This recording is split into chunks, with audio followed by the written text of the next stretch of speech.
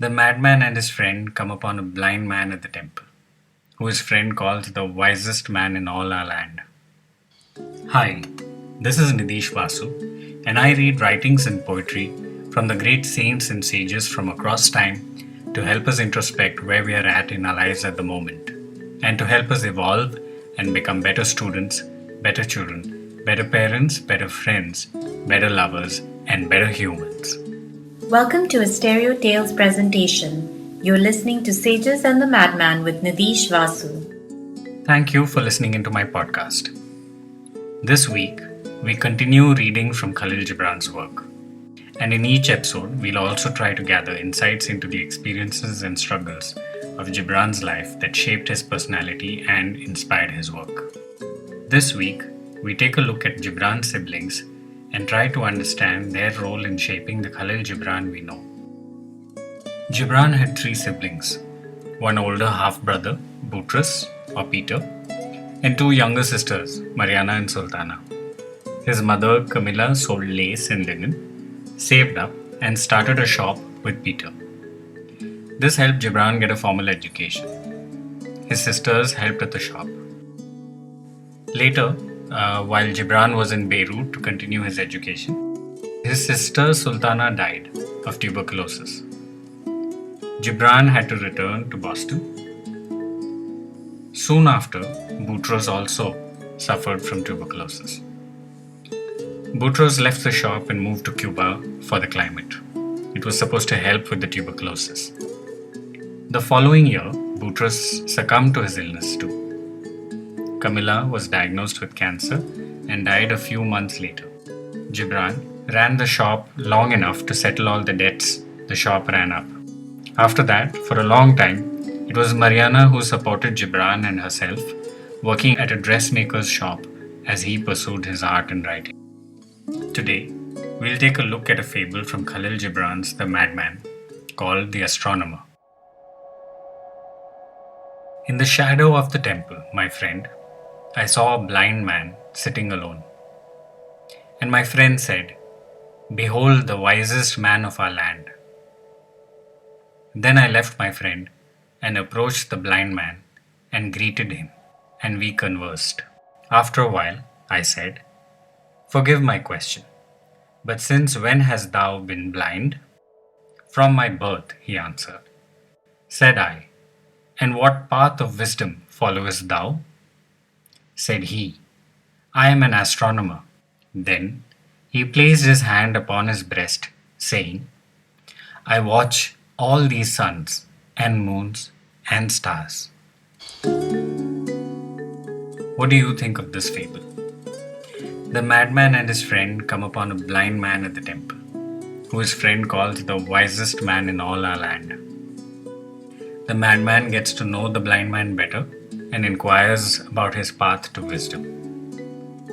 And the blind man calls himself an astronomer who watches the suns, moons, and stars using his heart. There are 2 things to observe here. 1, he enjoys his experience, the visions of the suns, moons, and stars, despite his blindness.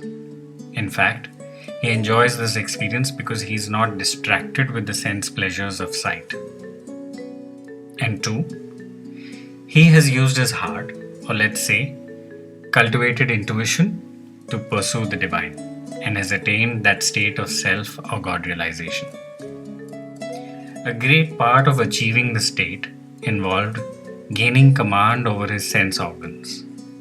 Even if it is over one sense organ, it counts. Instead of looking outwards, we need to look inwards. And then with effort, devotion, and grace, hopefully we'll be blessed with the wisdom, the eternal state of being one with the universe or God or the Almighty. The blind man has been able to achieve this out of his circumstances by birth or being born blind to pursue the divine instinct.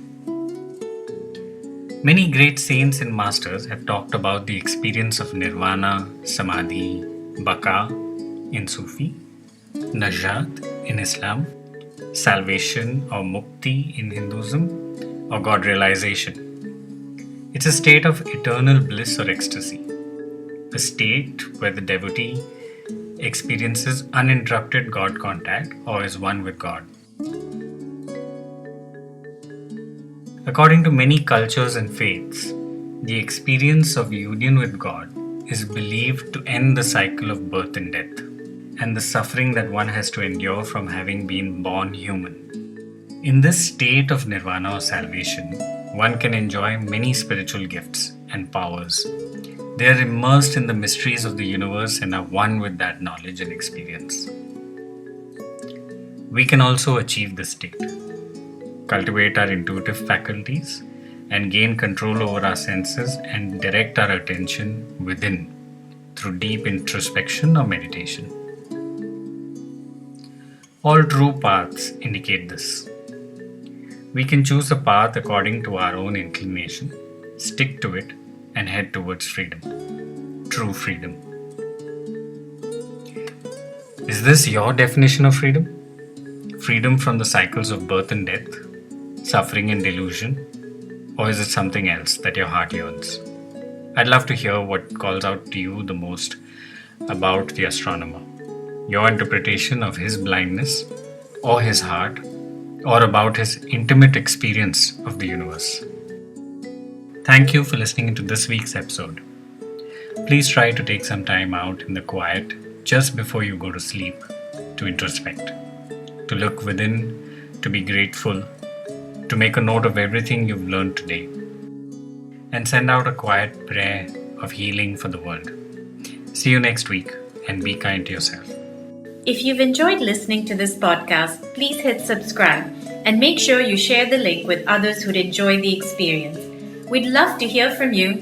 You can reach us at themadman@stereotales.com with your thoughts, suggestions, questions, ideas, and more.